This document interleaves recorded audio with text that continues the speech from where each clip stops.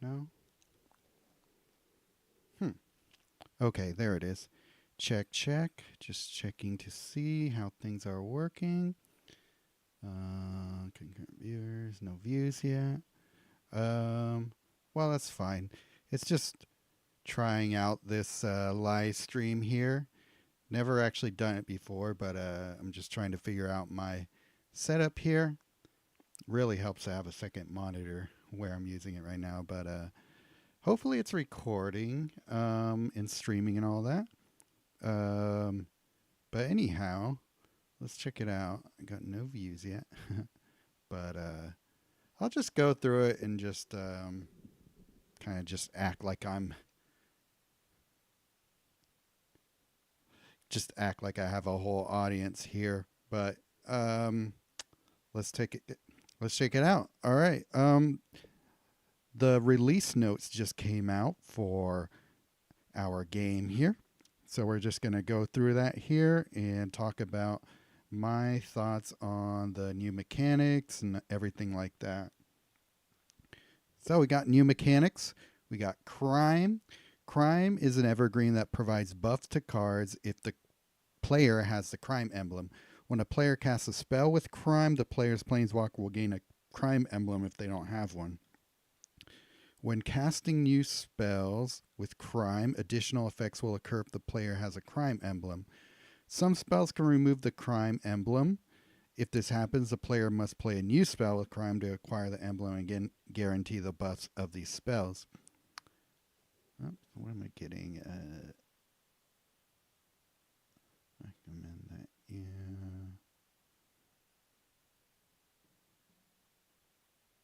Oh.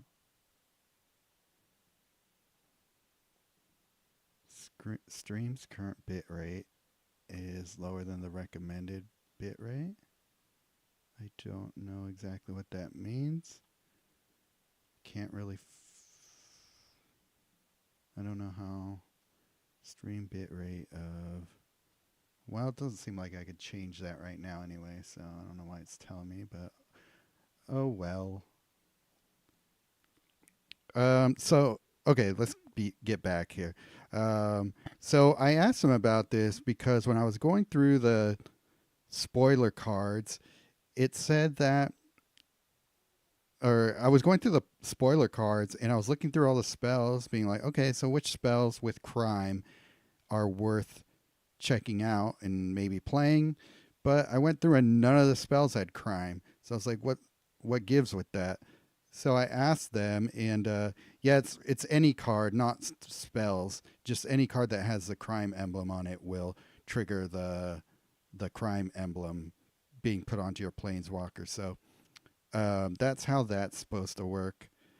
And yeah, we just anything that has that little crime emblem. This guy here, that'll work for that. When a card with crime enters the battlefield, you commit a crime. If your planeswalker doesn't have a crime emblem, it gains a crime emblem. While you have a crime emblem, perform this card's associated crime effect. Spell crime deals the 3 damage to target creature. If you committed a crime, destroy that creature instead. Okay, so that's just an example. It's not a real card, I don't think. And then the crime evergreen icon is this. And yeah, we saw a card that had crime on it, and I'll get into cards later, but for now I'm just going through their notes here. The crime evergreen icon is that. Anyhow, saddle is a numbered evergreen that is applied to creatures with the mount subtype. So this was one that I spoiled with the little Archmage's Newt is what it was called.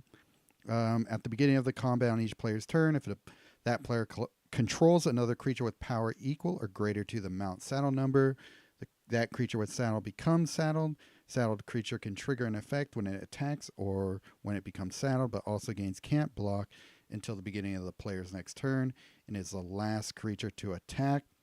Sample of a card that has a saddled effect. So this is just a made up creature, I believe. At the beginning of combat on your turn, horse mount, legendary saddle 3. When this creature becomes saddled, create a gold token. A horror mount, trample, saddle 3. When this creature attacks, if it's saddled, you may destroy target creature. And there's the saddled evergreen icon. So it's pretty straightforward. Just have a creature, just have a second creature with a power of whatever is equal to or greater than what's in this circle here. So pretty straightforward. Plot.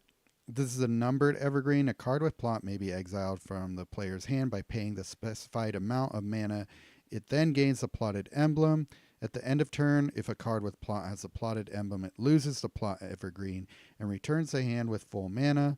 Cards may also have additional effects if they have the plotted emblem. If you exile this card with, yeah, okay, so at the beginning of your turn, if this card has a plotted emblem, destroy all gems. So that's how that works there. You just have to have enough mana in your hand to trigger the plot effect there. So this is plot 4. So all you would need is 4 mana at the end of your turn. Or I'm not sure when you can actually trigger it. It just has the... Yeah, I'm not sure when it actually triggers, but whenever that happens, you just have to have mana in your hand to do that. And there's that. And Spree, I have to admit, is one that I'm not super familiar with, so let's just learn it here. Spree is a numbered emblem that a planeswalker will have while a Spree card is in their deck. Cards with Spree also have an evergreen that grants effects to the card when a player casts a card with Spree and matches an equal or higher Spree count with the card's Spree effect until the end of opponent's turn. For each gem match, the player will increase the Spree counter by 1. Then at the end of the opponent's turn, the counter returns to 0, thus enabling new buffs on the card up to the values determined by the Spree's effect. So it sounds like you don't necessarily need to do it with one type of color. It can just be any type of match. So yeah, if you cascade, then you can trigger Spree a bunch of times. And yeah, it seems like it's going to be fairly difficult to do more than Spree 2. That's my guess. Unless, you're running green or something like that's just creating concurrent gem matches and cascades and all that. So that's how that's going to work. So maybe it's a little bit easier to trigger Spree than I think. But I don't know. It's going to be one of those where you aren't necessarily going to have to, or you're not as necessarily going to be able to rely on it. You're just going to have to hope that you hit Spree to the desired amount that you want. But it's an interesting mechanic. Hopefully it's fairly powerful when you actually use it. But there's the emblem, the evergreen icon, I should say. And then I think finally Outlaws, the last new mechanic in this set. Outlaw is a hidden subtype added to all creatures with the subtype Assassins, Rogues, Pilots, Warlocks, and Mercenaries. Outlaw hint. So yeah, all those are outlaws. So yeah, you pretty much just have to remember what outlaws are. I still don't totally remember what constitutes a party, so I don't know. It may take me a while to remember what outlaws actually are. Assassins, rogues, pirates, warlocks, and mercenaries. So any of those that sound badass, those are outlaws. Okay. Now let's get into some more fun stuff. New planeswalkers. Oko, the ringleader. Is it Oko or Oko? I'm just gonna say Oko. Oko is a Oko is a Fey planeswalker native to Eldraine. He's a prankster that loves chaos and now is responsible for assembling the gang that performs a vault heist. We got... Let's check it out, what we got here. Oko the ringleader. Let's just go through his abilities. 7 loyalty to create 4 gold tokens and draw 2 cards. It's not bad. Then, if you committed a crime, those cards gain half their mana rounded down. Otherwise, you gain the crime emblem. So, unless there's a way to trigger crime at the beginning of your turn, I'm not sure how you would already have committed a crime. Unless you have to wait until next turn to um, get that part working. But so you would have to use this ability twice in a row to take advantage of the cards gaining half their mana. But that's pretty good. It has the potential to give you a lot of mana there. Because not only are you creating those 4 gold tokens, but hopefully if you're committed a crime, you're going to be getting 2 cards with half their mana in them. So I don't mind that. Next ability here, 10 loyalty, partner duplicate. Create a copy of target non-token creature you control into your hand. That card gains full mana. Then if you committed a crime, reinforce that creature. So they're really going into this whole crime thing. So it's been a while since they've given us a planeswalker that's really tied to the set mechanics. At least they're giving you the ability to create the crime emblem on your planeswalker independent of cards. That's always something that bothered me, especially with cards like Dungeon Master, where if there are no cards in standard that let you venture into the dungeon, it's going to be really hard to finish venturing and, finish getting the dungeon spoils. So at least they didn't make it that difficult to get the crime emblem on this guy. So yeah, that's pretty good. So you're creating a copy of the non-token creature you control, gains full mana. So you're basically going to be able to do another ETB effect with it. So good one for all of our favorites, Tortoise, Galta, Traxa. And so it's just going to make that combo a little bit easier to run, or, be more devastating when you run it. Then if you committed a crime, reinforce that creature. I guess it's going to be dependent on which creature you're copying, and then it's going to reinforce that one. So it really just depends on what you're reinforcing, if you're going to care too much about that. And then Thunder Heist, create 3 Grand Heist tokens. Going to assume they're going to tell us what the Grand Heist tokens are.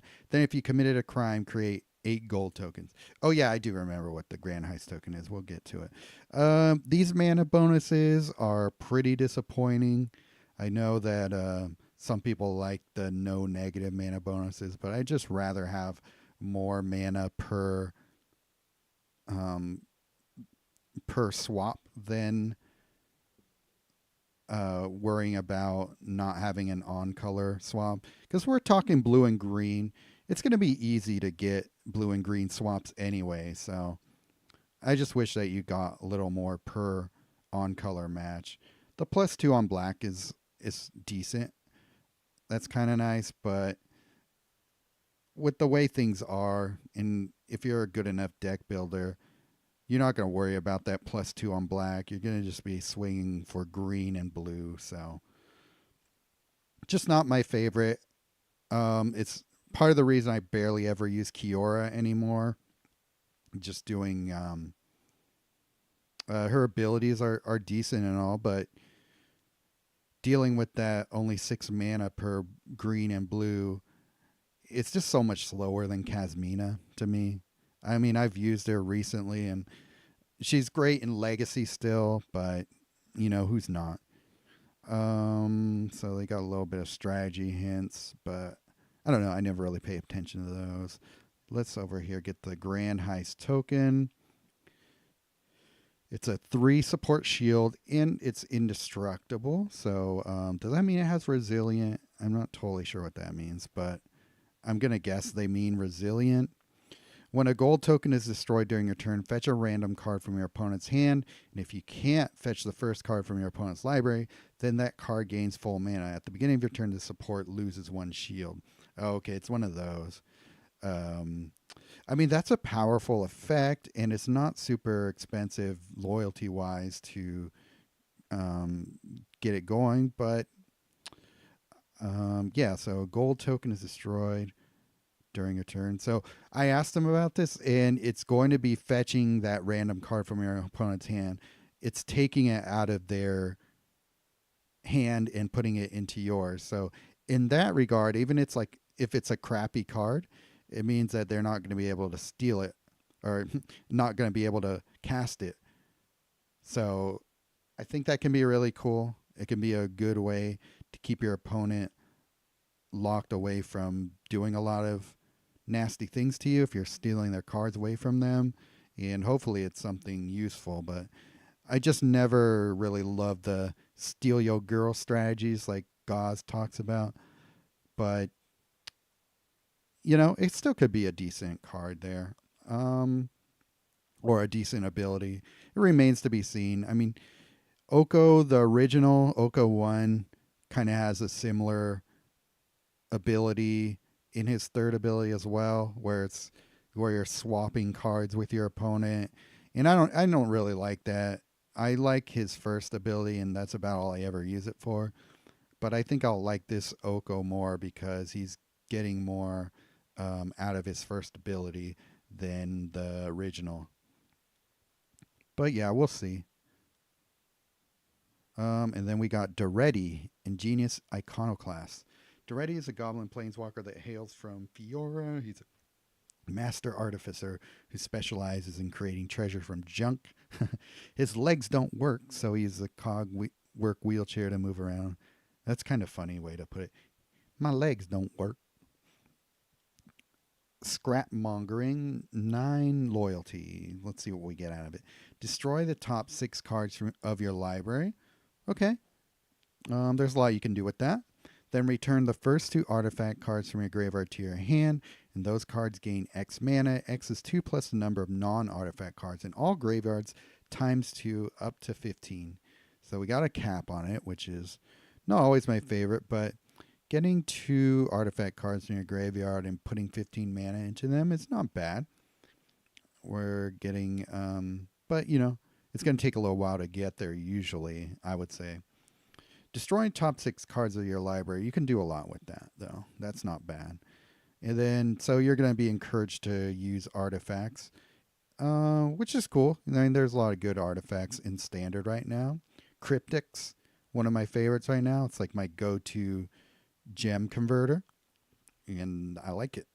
So yeah, if you can get like a nice, almost free or free cryptics out of it, I kind of like it. 15 loyalty to create 6 scrap cog chair tokens. So let's see what those actually are. It's a spider construct that can't attack but has defender. Well, why would they give it not? Why aren't they letting you can't attack with it? That kind of sucks. When an opposing creature attacks, deal X damage to that creature. X is the number of this creature's reinforcements. It's a 0/2. Okay, so it starts out with 0 power anyway, but there would have been easy ways to buff it so that it could do damage when it attacks, but it can't. So that's kind of annoying. So it's 6. So on the outset, you're going to be doing 6 damage to a creature that attacks it. I don't know. That seems like not a great ability to me. For 15 loyalty as well, I don't feel like it's that worth using.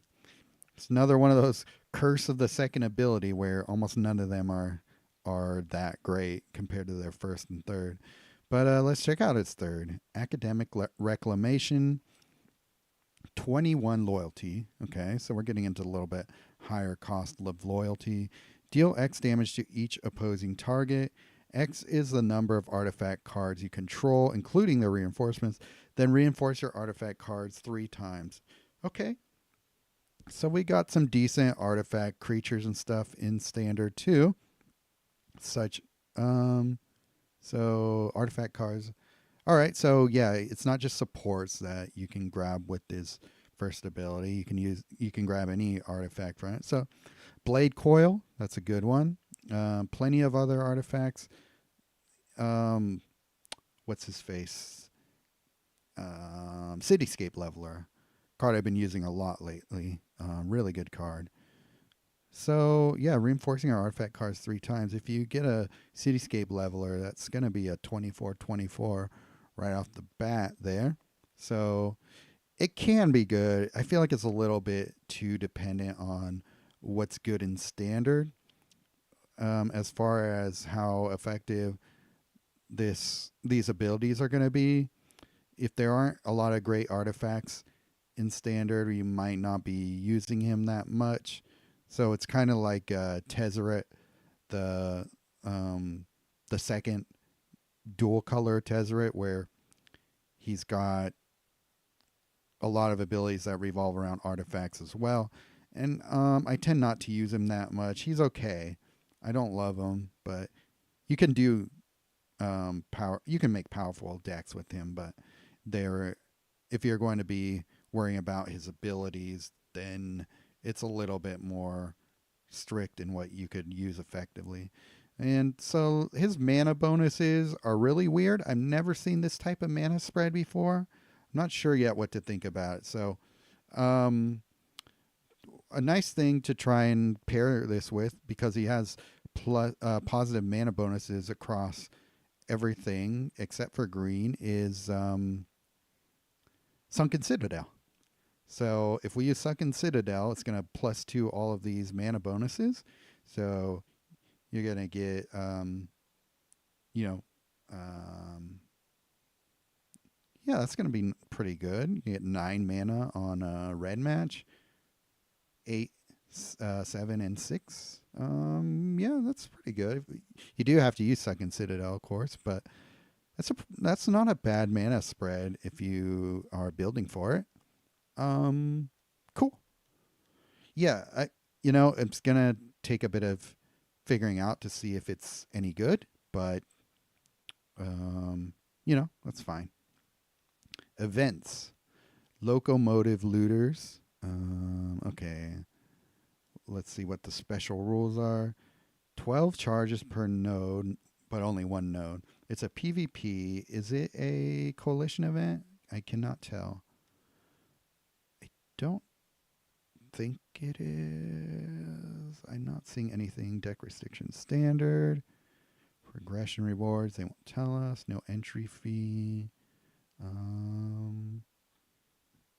don't see anything that says it's a coalition event, but maybe it's going to be like last time where they gave us a PvP event and then a separate coalition event later. I'm wondering if that's what they're going to do. When an little typo there. When an outlaw creature you control deals combat damage to your opponent's planeswalker, increase this card's level by X, then create a gold token. X is the damage dealt this way. Okay. When this card's level becomes 50, destroy all non-outlaw creatures and each player loses 50 life. This card's level becomes 1. At the end of your turn, you gain 2 life for each treasure you control. Okay, so you have to kind of pay attention to that, to this permanent support, or else you might end up getting hit for 50 and don't even realize it. Don't even realize it's about to happen to you. At the end of your turn, you gain 2 life for each treasure you control.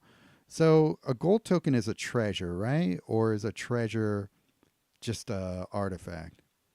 I can't remember. I'll have to look into that. For complete event notes, check out our event details forum. Okay, maybe I'll look into that later. Booster boxes and collector boxes will be available day 1 after the update is released. That's great, because it's the best way to drum up support for the game, as far as VIPs getting the cards that they want right out the gate. I think the people who buy booster boxes and collector boxes, I know it's probably a relatively small amount of players relative to the collector or to the player base, but for those people, I think that's a great priority there, like a great change to how they do it. because usually you would have had to wait a couple of days, but yeah, you get to join in on the fun and get the cards you want right out the gate. And that's great. Fix the Harvest Tide deck construction rules and include the correct standard legal sets. Yeah, I don't know why that keeps happening to them, where they're just like missing the um, Midnight Hunt set in a couple of recent um, coalition events. But that's good. So maybe hopefully they stop having to do these last minute changes. Fix the interaction between Cosmos Charger and Foretell Foretold. It will no longer cause an infinite loop. Okay, well we'll have to test that to make sure that's working, but I don't know how you will do that. You'll probably just have to do it in Coalition PvP and have you both put Cosmos Charger in your hand and try it. Fixed. Unintended interaction between Chimil, the Inner Sun, and Boast mechanic that prevented one of the objectives from event Doomscar claimants to be completed. Okay, well, you know that means somebody got screwed by using that, by using Chimil, or else why would they ever have known that? So I'm guessing it's that same thing that's been happening with Chimil, where it was supposed to have been fixed, and anything that drains your own hand for effects was not working with Chimil on the board. And so hopefully that means that's finally fixed there. What is this? Change support Rat's Nest from event Plague Control was changed. Okay, so this was the event that they only ran once, right? Because it was so annoying the waiting for rat swarms, right? Is that which one this was? Before the change, at the beginning of your turn, create 2 rat swarm tokens. When a rat card is destroyed or loses a reinforcement during each player's turn, each creature you control gains a rat subtype. Then all creatures you control that are either a rat or mouse get +1/+1. Okay, well, I guess I don't really need to worry about that part of it anymore. Let's leave what they changed. At the beginning of your turn, create 2 rat swarm tokens and increase this card's level by the number of cards with the rat subtype into play. Okay, that's changed. At the end of your turn, your opponent loses X life and you gain X life. X is equal to this card's level plus the number of cards named Rat Swarm you control. Okay, so they made it just a little bit more. They just streamlined it, made it a little bit less reliant on buffing and all that. I think that's what people are most upset about with this event, was waiting for all the buffs to happen, so they got rid of that. And yeah, this makes a little bit more sense, I want to say. Let's see. Fixed ability. Illusion of Free Will of the Planeswalker Jace the Perfected Mind now grants the augmentation emblem to Phyresis Converter supports. Okay. Phyresis Generator. Phyresis Converter will now grant the completed Evergreen when Phyrexian matched after a swap. I actually kind of like that it didn't give completed to things, because I just don't like that life loss that you get from using completed cards. So I actually feel like, for me personally, it's a downgrade. But I don't know. Now it's working correctly, so I can't really complain. I'm just grumbling about something I was kind of taking advantage of. Fix the loyalty ability. The Fall on the Path of Planeswalker Nahiri Unforgiving will now correctly discard the last cards in the player's hand instead of the first. Well, it took them long enough, but it was from the last regime, so can't really blame them for that.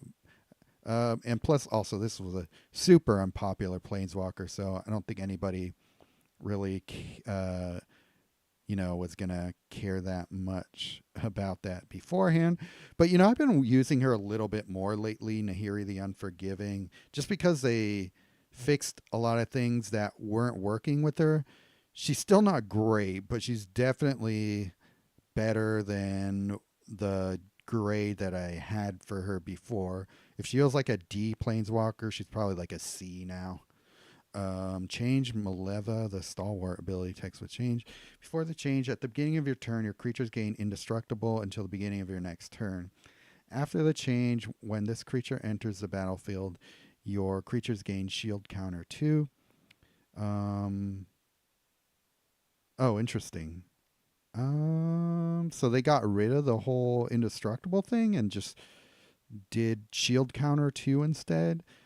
That's weird. I thought indestructible was an interesting new mechanic, but um, I think people were saying that it was in essence shield counter. So maybe they just didn't really understand how shield counter worked yet, and they just created this thing that basically is in essence the same thing. That's my guess. I felt like it might have been more interesting to, make indestructible into something more substantial, but that's fine. It's not a card I've used a lot anyway, so maybe other people will feel differently about it. Fuss will now only buff token creatures. Oh, okay, so that was just an oversight. Ill-timed explosion will will no longer consider current cost instead of base cost of discarded cards to determine its damage total.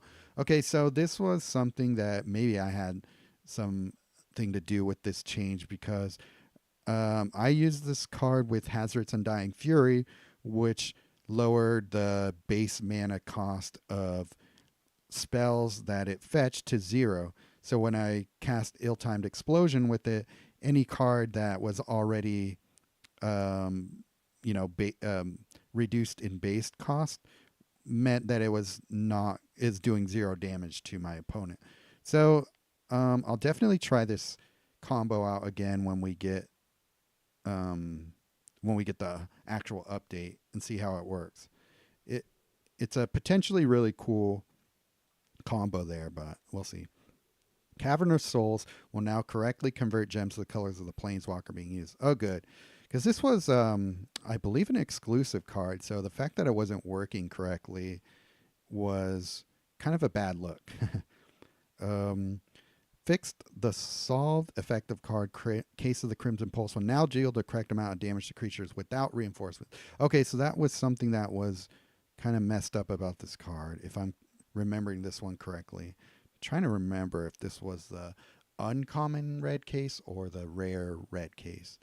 Either way, I don't know if this will really make a big difference for me personally, but maybe somebody out there is happy about it. Random selection effects, such as that of Crow Whip Cracker, will no longer prioritize creatures over supports. That's interesting. So, say for example, you're using Teferi, Hero Dominaria, and you got his hero emblem going. If you get that going and there's a lot of supports on the board, it might get those before it gets the creatures off the board. So that can be a little bit more. I see a lot of people will see that as kind of a downgrade. I think I tend to agree with them, but um, it's probably it's one of those things where if it wasn't working correctly and they fixed it, then you only have a limited amount of room to complain, right? Fixed Kylox's Volt Strayer's effects will now trigger even if the player doesn't have a spell in hand. Okay, great. Yeah, because that was the thing that was messed up about Kylox's Volt Strayer. I mean, it's still a hell of a card even with it not working correctly. So now it's just even better. So that's a great one. Plague Crafter will now perform its effects following the conditions described in the card's text. I'm not even sure what card Plague Crafter is, but okay. Case of the Shattered Pack solved emblem will be granted after its required condition is met. So was it not working correctly before? I'm not too surprised about that. It felt like sometimes it wasn't solving when it should have been. So that's good. It's always great when they fix exclusive cards. Then we're about to get the new set, so everybody's going to be able to craft this one or pull it out of regular packs now. So probably see it a little bit more. Candlestick's effect will now perform Surveil 2 instead of Surveil 1. Okay, there was something weird happening with Candlestick before, so it's a good thing they fixed that. Selecting Not Now in the prompt to transform a cloaked creature will no longer prevent other creatures from being played. Does that mean like other cloaked creatures weren't able to to be revealed before. I'm not totally sure. Okay, and then the last part here, reverted. Authority of the consoles will be returned to its original functionality. The previous change performed on the card, authority of the consoles, aimed to ensure the card will be performing its effects according to the game rules. In doing so, the card was rendered useless and could no longer perform its original design intent. Effects that interact with enters the battlefield abilities from creatures or supports are not only interesting but important to keep certain strategies in check and by extent the health of the game. With this in mind, the game rules text will be updated in the rules gallery. So if you guys don't know about the rules gallery, it's worth going over there and checking it out. Maybe bookmarking it or something. So yeah, this is really interesting because so Zibvert, as you all know, he's been on the Nerd Thuggery podcast a handful of times now. He was the one who found that the trigger rules for authority of the consoles was not behaving, or authority of the consoles was not behaving the way that the game's rules specify. So, in order to make it in line with the rules, they changed authority of the consoles and basically nerfed it. It was an unintended nerf, but well, I mean, depends on how you think of it.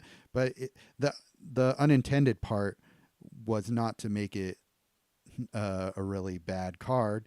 So they are restoring its functionality, but also at the same time changing the rules so that trigger priorities are more in line with how authority of the consoles was originally working. So this will also affect other cards like creatures that disable on ETB. So cards like Thalia and the Gitrog monster, those will now disable creatures before they even get to do their ETB effect. So that's going to make Thalia and the Gitrog monster so much more useful because he's got a little bit of a downside of using him. You have to sacrifice a creature reinforcement unless you want to sacrifice one of your sacrifice itself and not let it trigger. But so with that actually stopping ETB effects, that's going to make that card so much more useful. So yeah, I think it's overall a good rule change there. Change War of the Spark Mythic plus Vanguard boosters have been adjusted to the same standard as other Vanguard boosters. Costs 400 mana jewels, is non-dupe. Okay, so they just made that so that you can get non-dupes out of the 400 mana jewels. I don't know. I looked at the War of the Spark Mythic Vanguards and I've just never been that impressed by them. So I don't really care, but for the completionist trying to get all the cards out of that pack, then it's probably a welcome addition there. Okay, so I just want to see if this is actually working okay. So I'm gonna stop the stream here in a bit, and then I'll come back maybe later tonight to look at the cards in the gallery and stream from there. If this actually streamed in a good way, then that makes me hopeful. And this will be so much more easy for me to do and not have to, go through and edit this whole video down and all that. Just live stream my reactions, and then I can figure out if I can live stream some pack openings on the day of the release. So that'll be cool. I'd much rather do that than spend a bunch of time editing a video. And yeah, so hopefully see you guys in a couple of hours or so after I have a few things to do here. And then, yeah, we'll have fun there. All right. Let's see